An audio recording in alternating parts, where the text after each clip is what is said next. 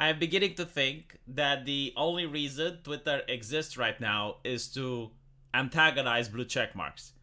Because a lot of them, up until today, have treated Twitter as if it's an airport in order to announce their departure. And they would say something like, I'm leaving Twitter, and here's a link to my 2 million subscribers to follow me on Mastodon. I'm leaving my account up only to let people know that I'm on Mastodon. So now you have Twitter support saying, we recognize that many of our users are active on other social media platforms. However, we will no longer allow free promotion of certain social media platforms on Twitter. Specifically, we will remove accounts created solely for the purpose of promoting other social media platforms and content that contains links or usernames for the following platforms: Facebook, Instagram, Mastodon, Truth Social, Tribble, Nostr, and Post. We will allow cross-posting content from any social media platform. Posting links or usernames to social media platforms not listed above are not in violation of this policy. Now, why I find it very interesting is that no journalist was whining or sniveling about this when YouTube decided to do it. For those of you who don't know, if you're on YouTube and you have a channel dedicated to promoting, let's say, your Twitch, and the only thing you're doing is you're uploading very short videos on YouTube saying, hey, I'm streaming on Twitch, come and find me there. If you do that all the time, you're going to get banned. Like, it's a policy violation for YouTube. It makes kind of sense, I guess. Like, they don't want you to promote their competition. You know, you can decide if it's a good rule or not. It's not that you're not allowed to promote Twitch. Like, if I want to show a couple of, like, my favorite Twitch subscribers, or I want to clip some highlights from a Twitch stream, you're not allowed to do that.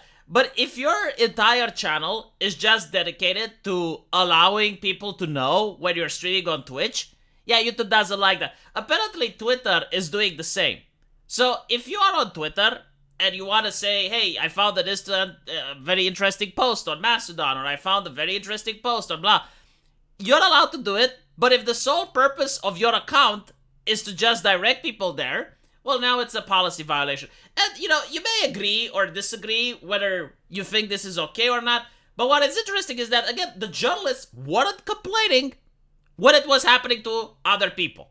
When it wasn't affecting them, they really didn't care. Now that it's affecting them, now that the blue check marks are being affected, oh my god, how hard they are crying. How hard they are crying. They are very, very upset. Look, you know, this is the fate. Like how Dracula accurately shows, you know, how the oh yeah, Elon Twitter is anti-free speech. Dude, you don't care about free speech. Shut the fuck up.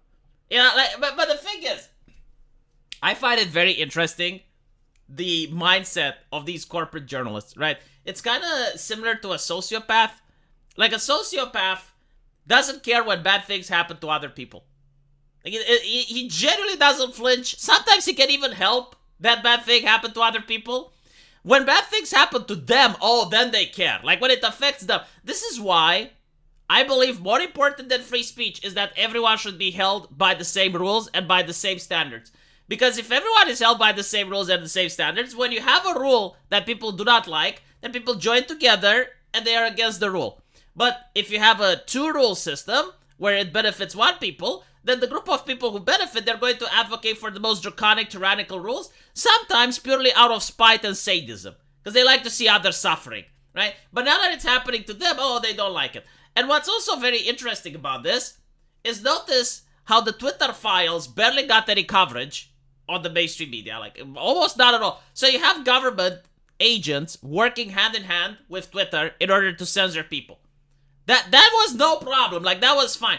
The moment the journalists are censored, they even have a cute name for it. It's like the Tuesday Night Massacre or some shit. You know, like, you have a couple of journalists getting suspended for a couple of hours. Oh my god, oh, the inhumanity. Oh yeah, we need to seize Elon Musk's wealth. I saw that being advocated. Like, steal his shit.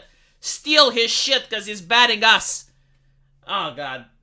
Horrible, I know. Let me know what you guys think, and if you're wondering why I don't show skin anymore, it's because my webcam is busted. So for a couple of days until I manage to buy a new one, this is what we're going to do. I'm not going to be able to show skin, but hopefully you guys enjoyed this video. Let me know what you think, and I'll see you in the comment section. Take care.